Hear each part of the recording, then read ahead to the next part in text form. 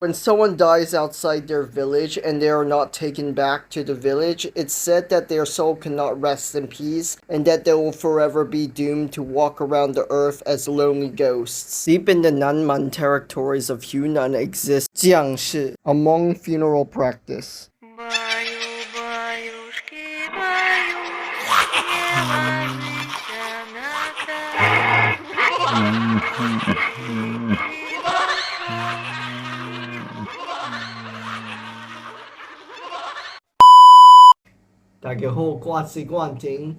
So, honestly, I can't believe I'm doing this, but welcome to the Tao of Ancients, where we talk about Sinitic paganism.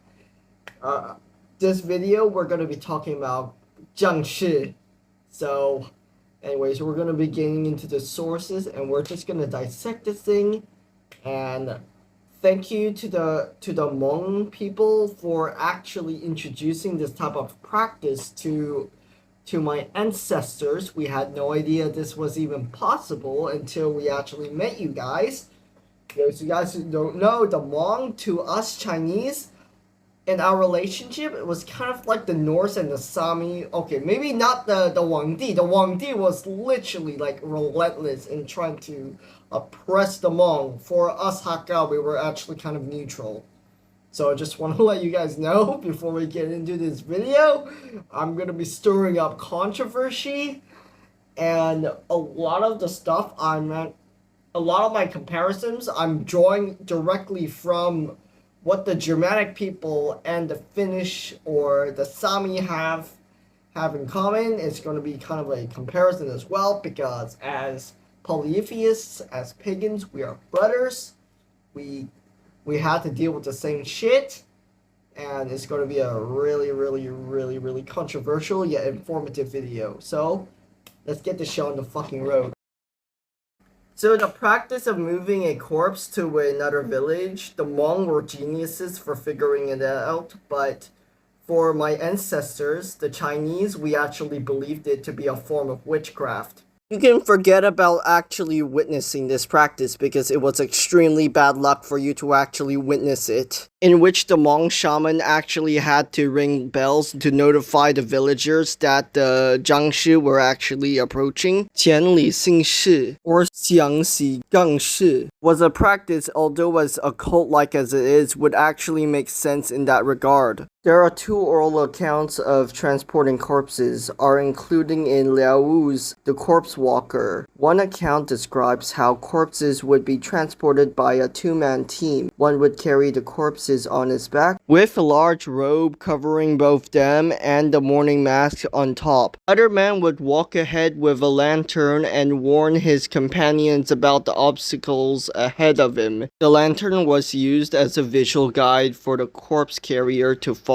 since they could not see with the robe covering them. There's a supernatural element to this that makes it so unique. Sometimes in uneven ground, the corpses will actually bobble, making it look like that the corpses are jumping. The Hmong believe that if a soul dies, especially outside their village, and they're just left there, their soul will not rest in peace. This whole thing revolving filial piety is what really unites us as sino-Tibetans. Sometimes rituals which are born purely out of necessity gets romanticized and actually put into the Chinese sagas. Like the Sami for the Norse, the Hmong were to the Chinese. I think you can't really talk about the Hmong without talking about Gu, which is one of the examples of the Hmong being better shamans than us Chinese.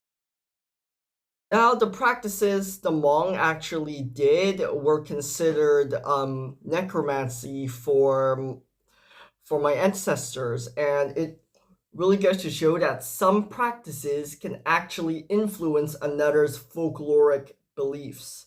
And in that case, it would probably be the jiāngshī, or the Chinese equivalent to the Draugr.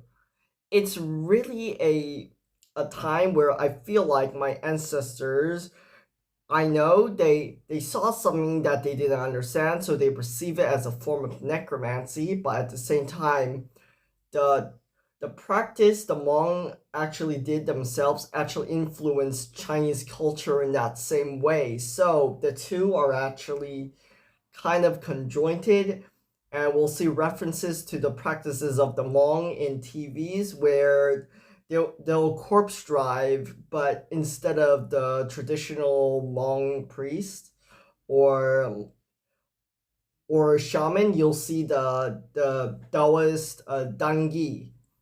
It's honestly really, really, really like interesting how these two cultures influence each other's. And in fact, the Hmong, especially the Hmong in the southern part of China, they actually use the superstitions of the Chinese people to actually avoid getting arrested for human trafficking or corpse smuggling. So in a way, the Hmong did depend on the whole jiāngshī legend in order to keep their practices going, and I personally feel like the Hmong should practice these extremely heathenistic beliefs because I feel like it's who they are. I respect them as a Hakka, and forget about what the Christians and Muslims critiques. Keep doing what you're doing. Your culture is amazing. You influence so much of mine as well. So thank you for that. And I'm sorry for what the emperor has done to you for so many years. Yeah, anyways, that's all. It's sort of brief. There's limited knowledge because of how little there are. Like there's like the only source we actually have is the Walking Corpse book, but honestly, I wish I could talk about more, but I guess that's going to be it because of how little there are actual sources of actual sources from the actual Chinese during the time when they discovered this Hmong tradition, and yeah. Anyways, that's all for now. I gotta go. I am Trick One Ting. Keep venturing to the unknown. Signing the fuck off.